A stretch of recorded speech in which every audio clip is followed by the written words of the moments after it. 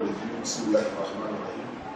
الحمد لله رب العالمين والصلاة والسلام على أشرف الأنبياء والمرسلين سيدنا وحبيبنا مولانا محمد صلى الله عليه وسلم وعلى آله وأصحابه ومن تبعهم بإحسان إلى يوم الدين.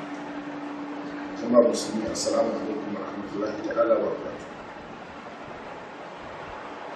matsayin ‘ya'ya da tarbiyyarsu da haƙoƙinsu a kan iyayensu, babu shakka haihuwa kyauta ce daga Allah tabaraka wa ta'ala yake yin ta ga wanda ya so. Allah tabaraka wa ta'ala yana faɗa mana cewa ya habu liman yasha'u inasa wa ya habu liman yasha'u zukur aw yuzawwijuhum dhukranan wa inasa wa yaj'alu man yasha'u aqima. Tun da kalmar da Allah tabaraka wa ta'ala ya ce ina kyauta ga wanda na ga dama in bashi ƴaƴa mata, ina kyauta ga wanda na ga dama in bashi ƴaƴa maza, wani kuma in haɗa mai mazan da matan, wani kuma in sanya shi ba mai haihuwa ba. Wannan duk iko ne da hukuncin Allah tabaraka wa ta'ala da hikimar sa. Wanda duk Allah tabaraka wa ta'ala ya bashi ƴaƴa maza kyauta ce Allah ya masa. Wanda duk Allah ya bashi ƴaƴa mata kyauta ce Allah ya masa. Wanda duk ya haɗa masa mazan da matan kyauta ce ya yi masa, kuma ya ɗora masa nauyi na kula da wannan kyautar da kula da haƙƙinta da tarbiyyarta. Annabi sallallahu alaihi wasallama ya gaya mana a yanayin da ake haifar kowane yaro ko yaro, yana cewa kullum mauludin yuladu ala fitratil islam. Duk wanda aka haifa ana haihuwarsa ne bisa ɗabi'a da tsari na addinin musulunci, ma'ana a musulmi yake zuwa. Ya riga ya ɗauko alƙawari daga Allah tabaraka wa ta'ala cewa idan ya zo duniya babu wanda zai bauta in ba Allah tabaraka wa ta'ala ba. Idan Allah ya sa ya dace ya samu iyayensa musulmi ne da kirki, su tabbatar da shi akan musulunci.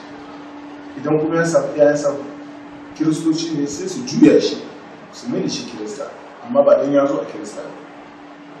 Idan iyayensa yahudawa ne, sai su juya shi su mai da shi da yahudi, amma ba dan ya zo a yahudi.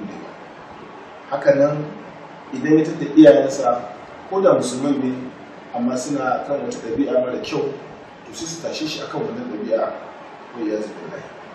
Saboda haka manzo Allah sallallahu alaihi wasallama ya ce ar-rajulu ra'in fi ahli baitihi wa huwa mas'ulun an ra'iyati. Namiji ko babban mutum Allah ya bashi kiwon iyalinsa tun daga matansa har zuwa ƴaƴan da ya haifa, kuma Allah zai tambaye shi wato wannan kiwon da ya bashi. Annabi sallallahu alaihi wasallama ya yi mana nasiha akan hanyar da za mu bi muka cewa yaran nan mun musu tarbiyya ta addinin musulunci. Ya ce addibu auladakum ala salasi kisai, hubbu nabiyyikum wa hubbu ahli baitihi wa qira'atul qur'an. Ku tarbiyyanci ƴaƴayenku akan abubuwa guda uku: san Annabi sallallahu alaihi wasallama, san iyalan gidan Annabi sallallahu alaihi wasallama, da san karatun alkur'ani. Daga lokacin da Allah ya baka tunani da ikon yin aure, to manzala sallallahu alaihi wasallam ya ce shine foundation na farko da zaka yi na irin zuri'ar da kake son Allah ya baka. Domin kyakkyawar mace, ma'ana mace ta kirki, ita ce matar da ya kamata ka aura ma abociyar addini, wanda ana kyauta zaton za ta haifa ma 'ya'ya na kirki, za ta taimaka ma a cikin tarbiyyarsu. Daga lokacin da kuka haifi waɗannan yara ya daga cikin babban abin da za ka yi musu, ka nema musu albarka da sa musu suna da kyawawan sunayen manzon Allah sallallahu alaihi wasallama, ko kuma sunan da aka dangana ga bayan Allah, ma'ana kuma Abdullahi, Abdurrahman da sauran irin waɗannan sunaye. Ka yi ƙoƙari daga lokacin da ɗanka ya fara yin magana, wato ka dinga lakana masa kalmar tauhidi la ilaha illallah don ya tashi a ita. Daga lokacin da ya fara tafiya, to ka yi kokari ka dinga wato ya fara fahimta abubuwa, to ka koya masa wato cin abinci da hannun dama, ka koya masa in ya gama cin abinci, in zai fara cin abinci ya ce bismillah, in ya gama cin abinci ya ce alhamdulillah. Ka koya da yaro tsafta, ka koya da yaro wato godiya a cikin dukkan alherin da ya samu daga kowa, daga wajenka da wajen sauran mutanen gari da kuma wanda ya samu daga Allah tabaraka wa ta'ala. Yana da kyau ka koya wa yaranka ƙana'a da isuwa da dukkan abin da ya samu. Ka tarbiyyanci yaranka a cikin nuna ƙauna da soyayya tsakanin shi da 'yan uwansa. Ka tarbiyyanci yaranka a cikin yin haƙuri tare da 'yan uwansa. Wannan ya zama da ya taso a cikin sa tun kafin ka kai shi makaranta.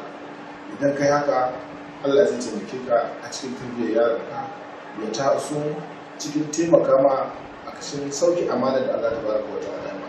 Allah ya taimake mu, Allah ya samu dace. Wassalamu alaikum wa rahmatullahi wa barakatuh.